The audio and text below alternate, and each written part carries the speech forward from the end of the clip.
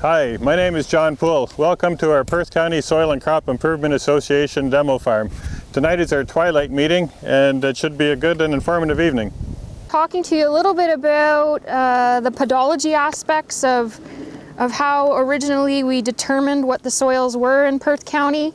So my name is Nicole Rabe and I'm a land resource specialist with OMAFRA. Relatively new to the organization. I'm about my third summer in.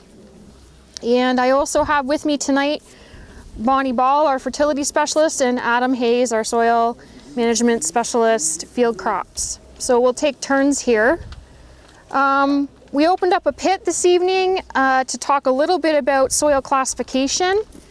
Perth County was mapped in 1952, and at that time analog aerial photography was used to try and determine landforms and where best to dig, although dig in a lucrative term, not pits this size, but probe soil cores out of the ground to determine what the soil is. At that time, the soil survey was done at a reconnaissance scale. So reconnaissance meaning just a very broad scale. I don't know how many of you are familiar with the Perth County soil maps.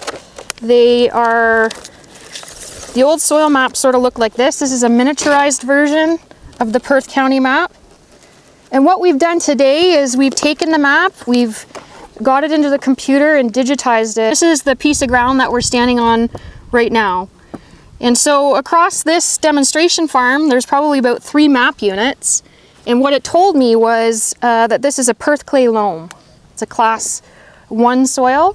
When they did come to actually take a core and determine what the soil was, they paid attention to the microtopography. So topography and drainage is really important as to how the soil was formed.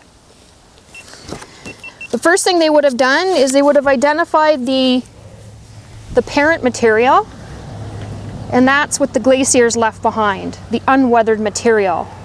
They would have basically identified different horizons. So what we've shown here today is the A horizon, or the AP horizon, which is our man-modified horizon, or our what's often called our topsoil, is the darker brown. And then there'd be a B horizon, and then the parent material is down below. And that's what the glaciers would have left behind. And the soil formed on top. When we're soil sampling, we want to pay attention to some of the principles that the soil surveyors paid attention to when they were identifying the soils. And so soils were always mapped in 3.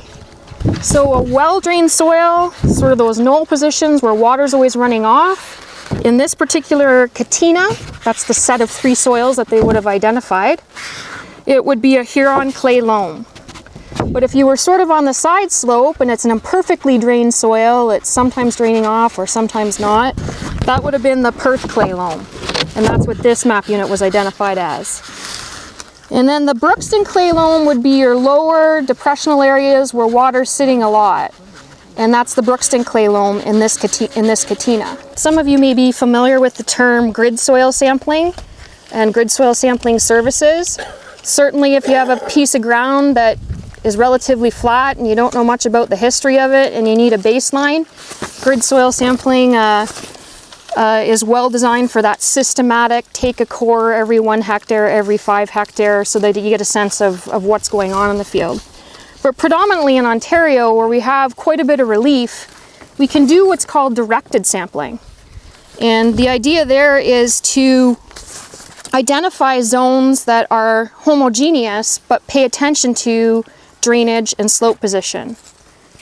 And the idea there is that based on other information that you may have on your farm, if you're involved in precision agriculture and you might be doing some yield mapping, yield maps are a good way to start a strategic approach to directed sampling. It gives you an opportunity to look at the same crop or different crops across years and look at management zones that you know happen in those same spots across the field every year. What's being collected as part of that guidance system is elevation data. It happens as you drive. And so depending on the implement, it's really valuable information. And you can create what's called a topographic model of the field. And then you can kind of establish what I've shown you at the top of page 5 as a zonal approach to your soil sampling. So what I've identified there, it's sort of a 3D version of the field where you can sample on those upper well-drained soils versus the side slopes versus those lower depressional areas. And keeping the soil samples in those zones and taking your cores across those zones using the same principles that we use, 20 cores every 5 hectares, put them in a bucket, mix them, submit a pound of soil to the accredited soil lab to have it tested. Same principles, you're just using the zones to guide where you're taking the soil samples because you know that the yield is fairly similar in those areas.